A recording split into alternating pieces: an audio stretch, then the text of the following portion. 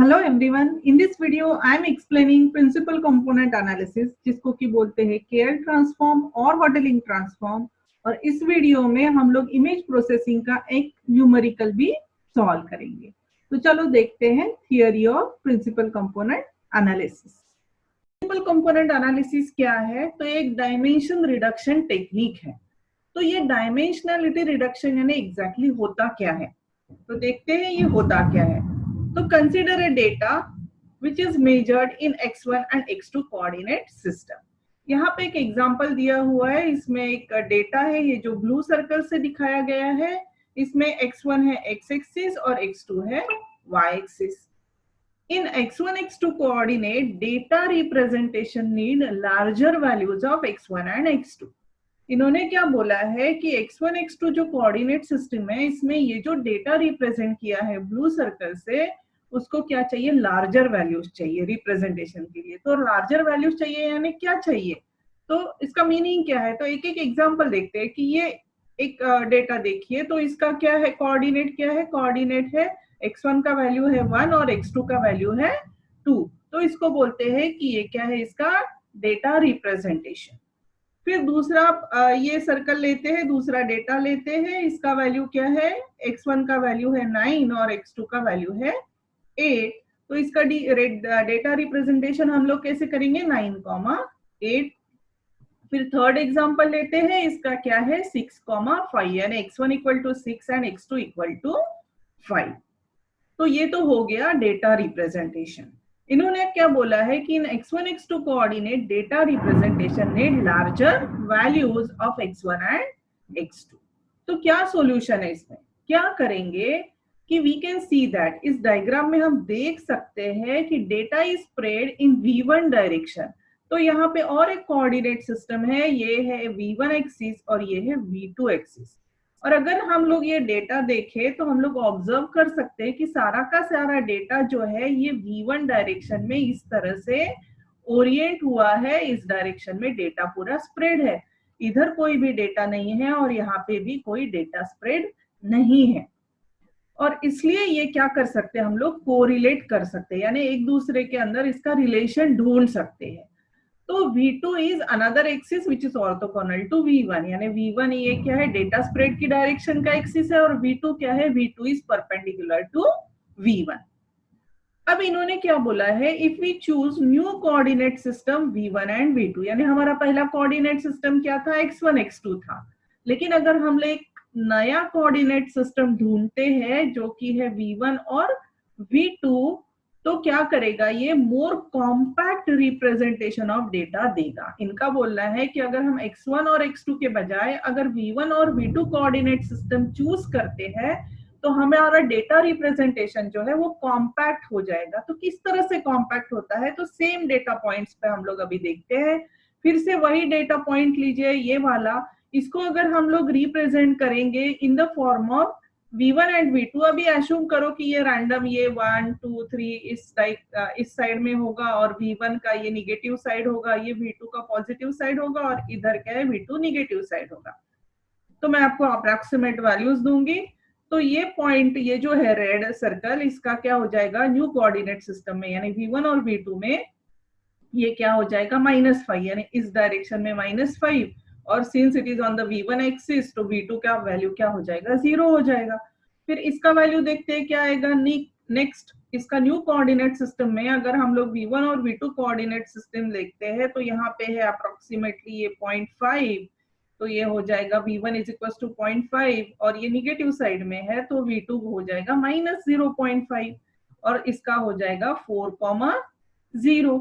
यानी जो x1 x2 coordinate system में वैल्यूज थी 1 2 6 5 9 8, उसके बजाय अगर हमने ये न्यू कोऑर्डिनेट सिस्टम डिफाइन की और इसमें अगर इसकी वैल्यूज, डेटा की वैल्यूज रिप्रेजेंट की, तो हमारी वैल्यूज क्या हो गई है? अभी इसके कंपैरिजन में रिड्यूस हो गई है, छोटी हो गई है। देखिए कि 6 5 की जगह क्या हो गया? 0.5 -0.5, बहुत ही स्मॉल वैल्यूज हो गई है। और इसलिए बोलते हैं कि it gives a more compact representation of data.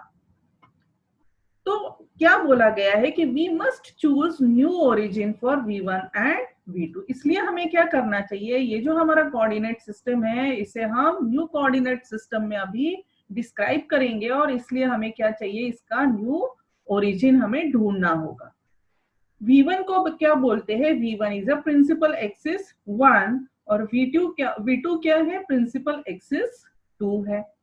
In V1 V2 data is decorrelated and covariance is nearly 0. Principal component analysis finds new axis system। तो principal component analysis ये जो मेथड है उसका काम ही क्या है, to find a new axis system that is V1 and V2 axis which is shown in the figure. Now if we can reduce the effect of small variations in V2 direction, अब ये small variations in V2 direction क्या है, अगर आप देखें तो ये point भी V1 एक्सिस पे है, ये भी V1 एक्सिस पे है, ये ऑलमोस्ट V1 पे है, ये ऑलमोस्ट V1 पे, और ये जो पॉइंट्स है ये थोड़े बहुत आगे पीछे है। अगर ये जो डिफरेंस है, ये जो वेरिएशन है इसका, अगर हम लोग इसको भी इग्नोर कर लेंगे, ये जो वेरिएशन है ये यहाँ से इतने डिस्टेंस पे है, या ये पॉइंट जो है ये सर्कल यहाँ से V1 एक्सिस से थोड़ा सा नीचे है, ये V1 से थोड़ा नीचे, ये V1 से थोड़ा ऊपर है, तो ये स्मॉल वेरिएशंस है। अगर हम उसे भी निग्लेक्ट कर लेंगे और अगर अश्यूम करते हैं कि ये सारे पॉइंट्स इधर ही है, V1 एक्सिस पे ही है, ये पॉइंट भी V1 एक्सिस पे है, ये पॉइंट भी V1 एक्सिस पे है, ये डेटा पॉइंट भी V1 एक्सिस पे है, तो हमारा क्या हो जाएगा, अगर हम इस तरह से अश्यूम करते हैं तो assume that all data points are on V1 axis, so here dimension will reduce from 2 to 1, क्योंकि अभी V2 डायमेंशन तो रहेगा ही नहीं, सिर्फ V1 डायमेंशन रहेगा। और इस तरह से प्रिंसिपल कंपोनेंट एनालिसिस में हम लोग क्या कर सकते हैं कि डायमेंशन रिड्यूस कर सकते हैं। कैसे किया हमने डायमेंशन रिड्यूस, कि पहले हमारे पास x1 x2 एक्सिस थे, फिर हमने न्यू कोऑर्डिनेट सिस्टम डिफाइन की V1 V2, और फिर V1 V2 में भी हमने अश्यूम किया कि V2 की तरफ जो स्मॉल वेरिएशंस है वो है ही नहीं, और सारे के सारे पॉइंट V1 पे है, तो हमारा एक डायमेंशन क्या हो गया, उसमें एक एक्सिस क्या हो गया, रिड्यूस हो गया। And then we are assuming that all points are lying on V1 axis in this direction. And this is the concept of principal component analysis.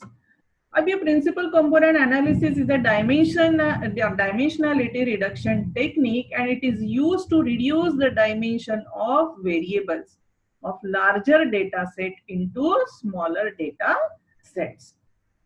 अभी कंसीडर करते हैं कि हमारे पास n नंबर ऑफ इमेजेस है, हमारे पास क्या है, n नंबर ऑफ इमेजेस है, ये हमारी इमेजेस है, तो एक ये है x1 x2 x3 x4 and so on, of size n by n, हर एक इमेज का साइज है n by n, यानी यहाँ पे n रोज है और n कॉलम्स ऑफ पिक्सेल्स है। So first we will convert this two dimensional image into one dimensional image, क्योंकि हमें वही करना है डायमेंशन। अभी इसमें क्या है, दो एक्सिस होते हैं, ये एक एक्सिस होता है और ये एक एक्सिस होता है, क्योंकि रो में भी पिक्सेल्स है और कॉलम में भी पिक्सेल्स है, तो हम क्या करेंगे, सबसे पहले इसका डायमेंशन रिडक्शन करेंगे, इसको एक ही डायमेंशन में कन्वर्ट करेंगे। तो किस तरह से करेंगे कि अगर हमारे पास ये n by n का इमेज है, तो इमेज किस तरह से रिप्रेजेंट करते हैं, we always represent image in the form of matrix. तो अगर n by n का हमारे पास मैट्रिक्स है, तो हम लोग इसको, इस इमेज को एक n²/1 के मैट्रिक्स में रिप्रेजेंट करेंगे, जिसमें क्या होंगे n² यानी n into n, total number of pixels n into n, और n² is the total number of pixels in the image. तो इसमें क्या हो जाएंगे, n² रोज होंगे और सिर्फ एक ही कॉलम होगा, एक ही कॉलम होगा। तो हमने क्या कर लिया है, एक डायमेंशन रिड्यूस कर लिया है। तो देखते हैं एग्जांपल, अगर ये हमारा इमेज 1 है तो इसके सारे पिक्सेल्स हम इस तरह से अरेंज करेंगे।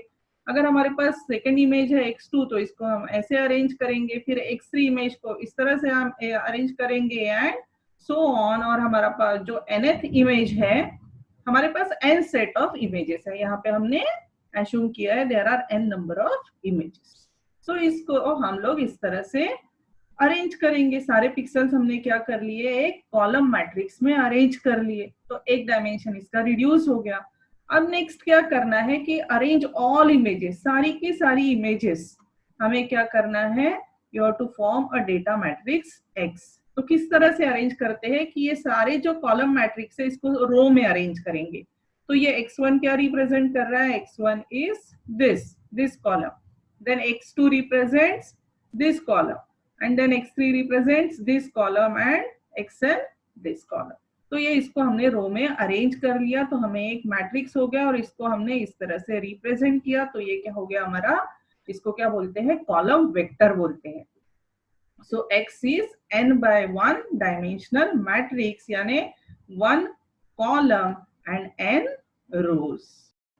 अभी एक एग्जांपल देखते हैं. इमेज प्रोसेसिंग का एग्जांपल है generate KL transform of given image, यानी प्रिंसिपल कंपोनेंट एनालिसिस है, दोनों एक ही होता है.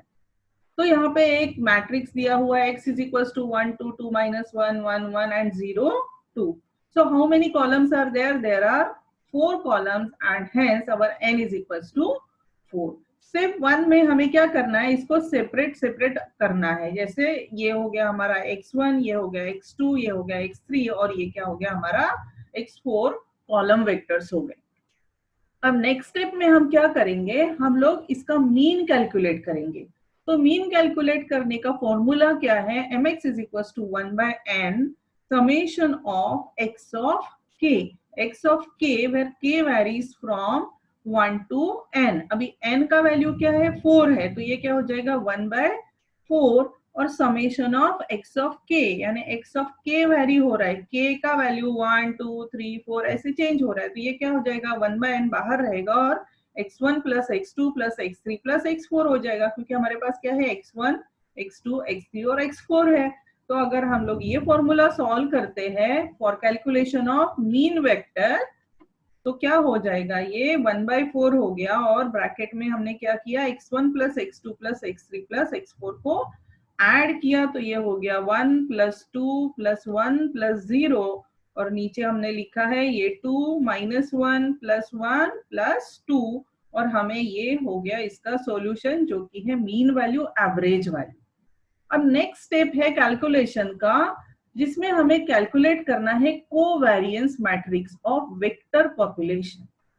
अब इसका फॉर्मूला है Cx is equals to 1 by n summation of xk dash minus mk dash.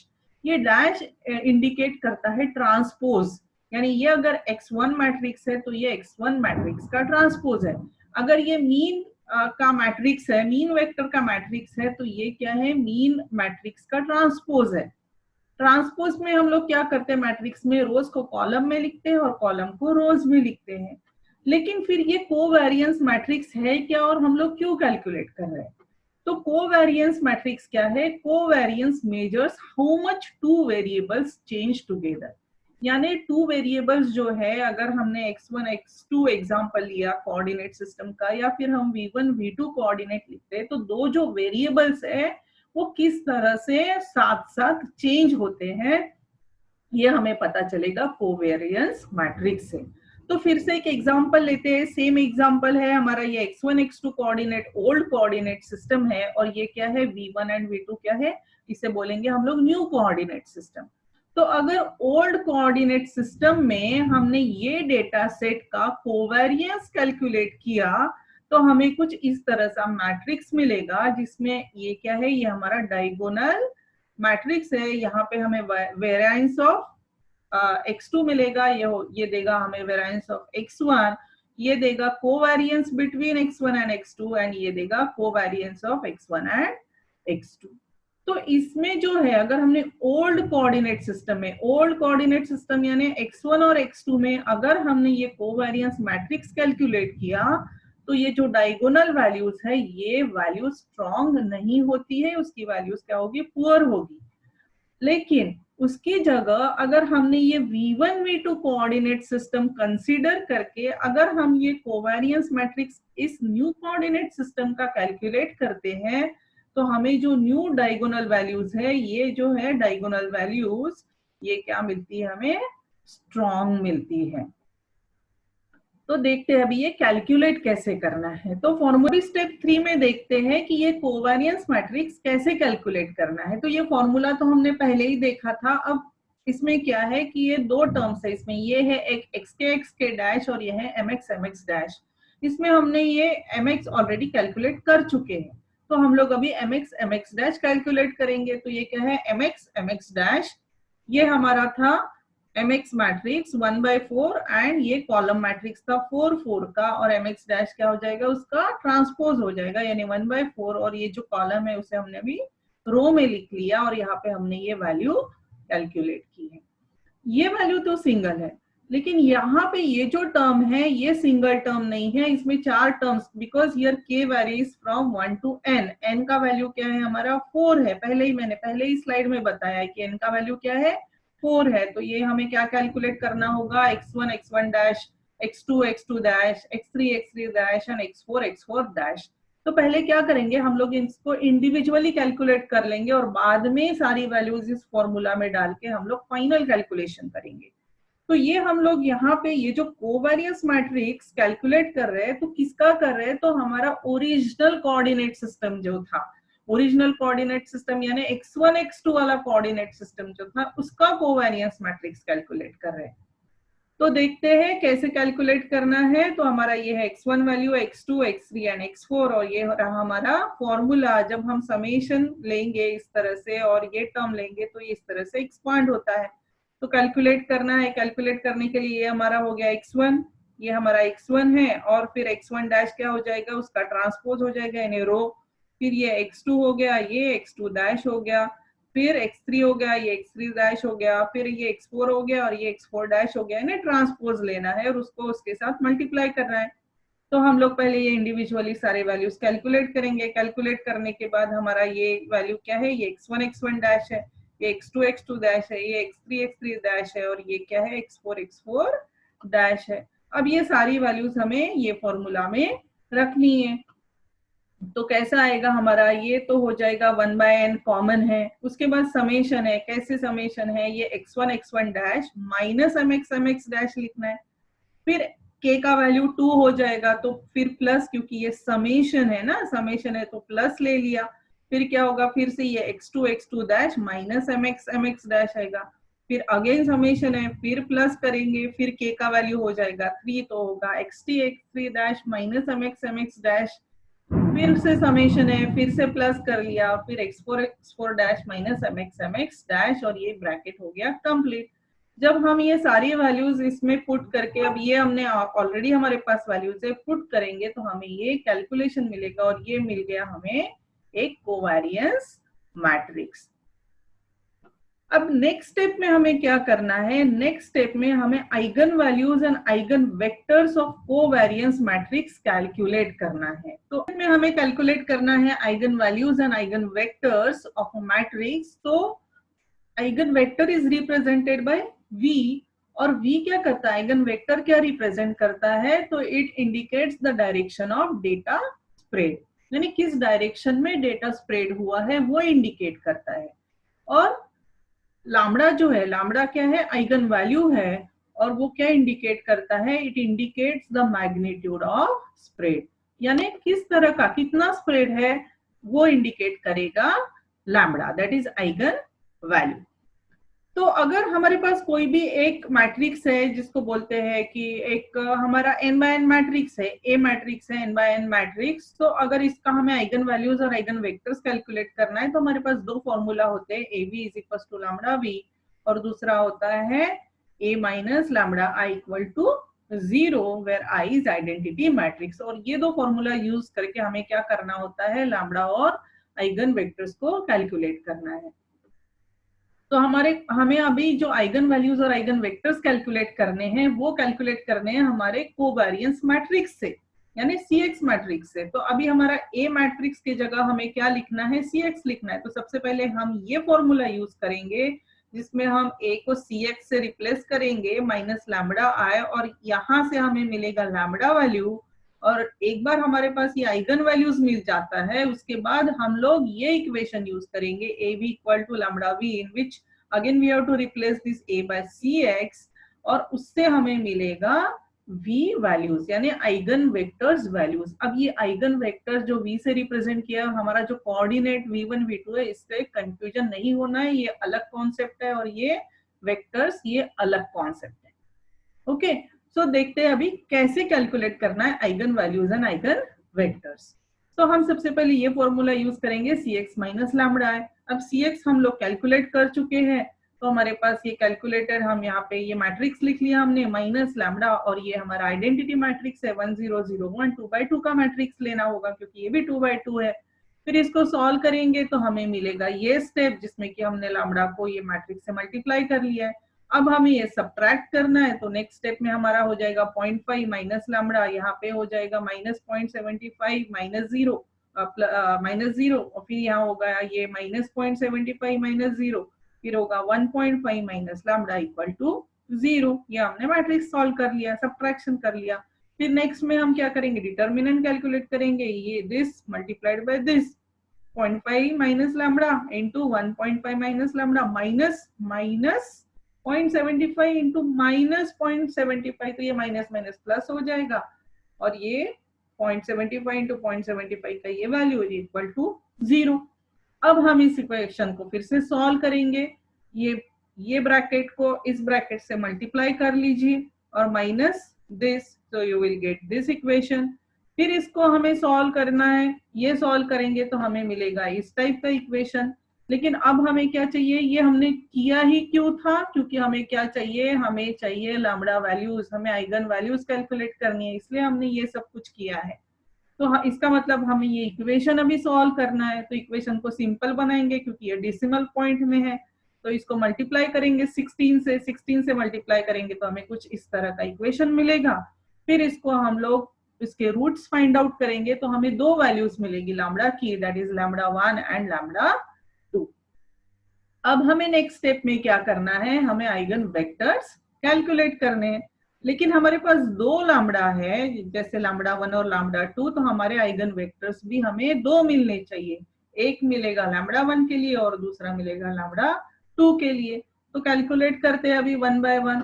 तो सबसे पहले हमें उसके लिए कौन सा इक्वेशन यूज करना है, वेक्टर्स कैलकुलेट करने के लिए ये इक्वेशन यूज करना है। इसमें हम रिप्लेस करेंगे ए को CH से, we will use this equation to find out V1 and V2। तो हमने क्या कर लिया, a को CX से रिप्लेस कर दिया, और यहाँ पे अब हमें लैम्डा की जगह लैम्डा 1 डालना होगा। तो हमारा इक्वेशन क्या होगा, हमारा इक्वेशन हमें मिलेगा CX into V1 equal to lambda 1 into V1, क्योंकि हमें क्या करना है, we have two values of lambda, that is lambda 1 and lambda 2। so now find V1 corresponding to lambda 1। so it is CX into V1 equal to lambda 1 into V1। अब ये सारी values हम इसमें डालेंगे, हमें पता है CX हमारे पास क्या है, CX ये हमारे पास ये CX मैट्रिक्स है। लेकिन यहाँ पे अभी क्या है, V1 क्या है, V1 is a column matrix. कैसा है column matrix, it is represented bye V10, ये एलिमेंट है कॉलम मैट्रिक्स का, और ये सेकेंड रो है कॉलम मैट्रिक्स का V11। और लैम्डा 1 तो अभी हम लोग प्रीवियस स्टेप में कैलकुलेट कर चुके हैं। तो ये सारी वैल्यूज ये फॉर्मूला में रखेंगे तो हमें मिल जाएगा ये इक्वेशन। ये इक्वेशन अभी हमें सॉल्व करना है, तो हम लोग क्या करेंगे, सबसे पहले ये मल्टीप्लाई करेंगे 0.5 into V10 minus 0.75 into V11 equal to 0.098 into V10। ये मैट्रिक्स मल्टीप्लीकेशन है, ये आना चाहिए। ये हो गया हमारा वन इक्वेशन, और सेकंड इक्वेशन होगा minus 0.75 into V10 plus 1.5 into V11 equal to ये दिस वैल्यू इंटू V11। तो ये हो गया हमारा इक्वेशन नंबर 2। अभी नेक्स्ट में क्या करना है, हमें ये जो V10 ये जो टर्म है ये लेफ्ट हैंड साइड में लेके आएंगे, और V10 का क्या हो जाएगा, सब्ट्रैक्शन होगा। सब्ट्रैक्ट होने के बाद हमें मिलेगा ये इक्वेशन सॉरी, और यहाँ पे राइट हैंड साइड में आप कर लीजिए इक्वल टू 0। तो ये हो गया हमारा इक्वेशन नंबर 1। फिर हम ये जो सेकेंड इक्वेशन है इसको क्या करेंगे, ये V11 टर्म ये लेफ्ट हैंड साइड में लेके आएंगे और यहाँ पे 0 रखेंगे, और ये V11 1.5 V11 का सब्ट्रैक्शन होगा, और हमें इक्वेशन नंबर 2 से मिलेगा ये टर्म। अब हमारे पास दो इक्वेशन है जिसमें दो टर्म्स है, दो अननोन टर्म्स है V10 एंड V11। तो अगर हम ये साइमल्टेनियसली सॉल्व करेंगे तो हमें एक सॉल्यूशन मिलेगा, और सॉल्यूशन के बाद हमें क्या मिलेगा, ये एक इक्वेशन मिलेगा V10 इक्वल टू 1.8, और इसको हम अब इस तरह से मैट्रिक्स में रिप्रेजेंट कर सकते हैं। अब हमें क्या करना है नेक्स्ट, अब similarly V2 corresponding to lambda 2, ये तो प्रीवियस स्टेप में हमने V1 कैलकुलेट किया करस्पॉन्डिंग टू लैम्बडा 1, अभी फिर से लैम्बडा 2 है हमारे पास, तो हमारा फॉर्मूला हो जाएगा Cx V2 equal to lambda 2 into V2। अब यहाँ पे V2 क्या है, अब यहाँ पे ये कॉलम मैट्रिक्स है, V2 0, V2 1 एंड लैम्बडा 2 ये पहले ही हम कैलकुलेट कर चुके हैं, तो ये वैल्यू है। अब ये वैल्यू सारी हमने फिर से ये इक्वेशन में डाल दी, वही Cx लिया, वही V2 लिया, वही लैम्बडा 2 लिया और फिर से हमने ये V2 लिया। इसको सेम वे से फिर से कैलकुलेट करेंगे, सारे कैलकुलेशन पहले तो this multiplied by this minus this multiplied by this equal to this into this, इस तरह से हमने ये दो इक्वेशंस ले लिए, फिर उसको सॉल्व किया जैसे हमने प्रीवियस स्टेप में किया है उसी तरह से ये पूरा सॉल्व करेंगे।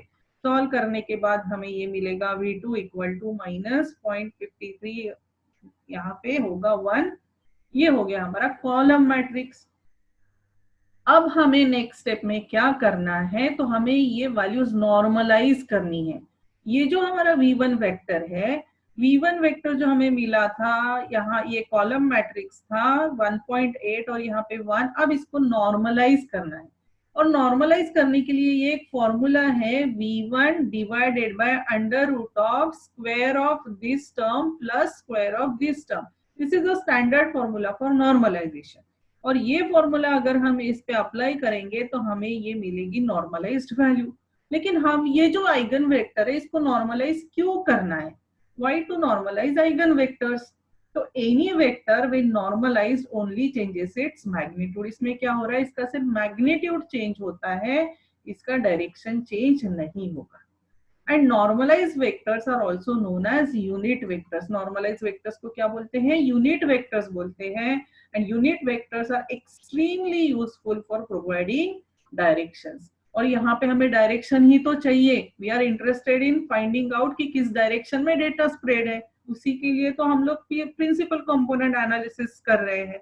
तो इसलिए हमने क्या किया, ये हमारा ऑब्जेक्टिव था कि डेटा किस डायरेक्शन में स्प्रेड है, तो इसलिए हम क्या करेंगे, और ये वो कब करेगा, जब हम वेक्टर को नॉर्मलाइज करेंगे।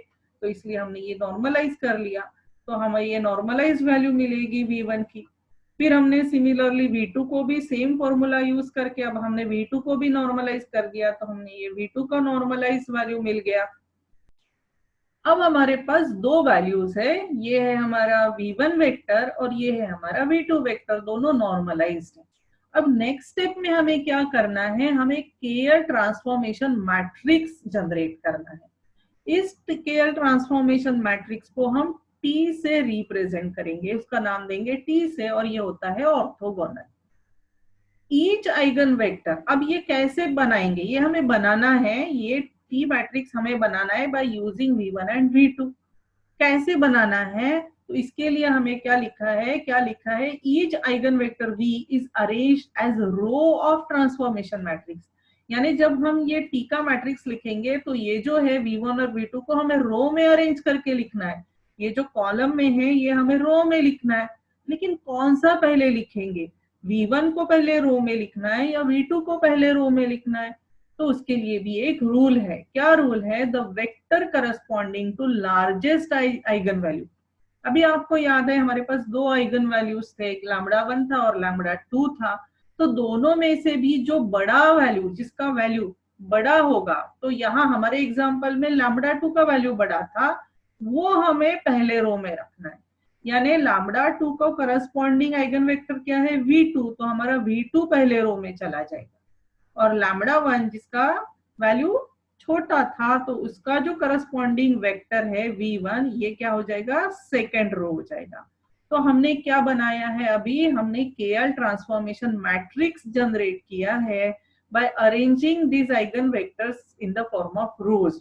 लेकिन रोज में अरेंज करने के लिए भी एक रूल है कि जिसका लैम्बडा सबसे हाईएस्ट होगा वो सबसे ऊपर, और जिसका कम होगा वो नीचे अरेंज करना है, एंड सो ऑन, और ऐसे करते जाना। ये तो 2x2 का मैट्रिक्स है, इसलिए होगा, अगर बड़ा मैट्रिक्स होगा तो और नीचे होता जाएगा। अब ये मिल गया हमें केएल ट्रांसफॉर्मेशन मैट्रिक्स। क्यों किया है, अब यहां से हमें एक फिर से कोवेरियंस मैट्रिक्स कैलकुलेट करना है। बाय यूजिंग दिस T हम क्या करेंगे, फिर से कोवेरियंस मैट्रिक्स जनरेट करेंगे। अब ये कोवेरियंस मैट्रिक्स हमारे न्यू कोऑर्डिनेट सिस्टम का होगा। उसके लिए हमने एक फॉर्मूला यूज किया है, ये टी मैट्रिक्स इंटू ये जो सी एक्स है ये ओरिजिनल है, ओल्ड सी एक्स, यानी इसके पहले जो हमने सी एक्स यूज किए वो है, और ये क्या है, ये न्यू सी एक्स है, ये एक्चुअली कैपिटल एक्स होना चाहिए, और ये क्या है, ये स्मॉल एक्स है। तो स्मॉल एक्स वाला प्रीवियस कोऑर्डिनेट सिस्टम का कोवेरियंस मैट्रिक्स, ये क्या है, न्यू कोऑर्डिनेट सिस्टम का covariance matrix which is represented by C capital X. और ये क्या, टी डैश क्या है, इसका ट्रांसपोज मैट्रिक्स है। तो ये जब वैल्यूज हम इक्वेशन में लिखेंगे, ये हमारा टी मैट्रिक्स हो गया, ये जो अभी हमने यूज किया, फिर ये हमारा ओल्ड सी एक्स हमने यहाँ पे लिख लिया जो अब तक हमने यूज कर रहे हैं, और फिर यहाँ पे ये ट्रांसपोज कर दिया, ट्रांसपोज यानी रो को कॉलम में लिखा और कॉलम को रो में लिखा।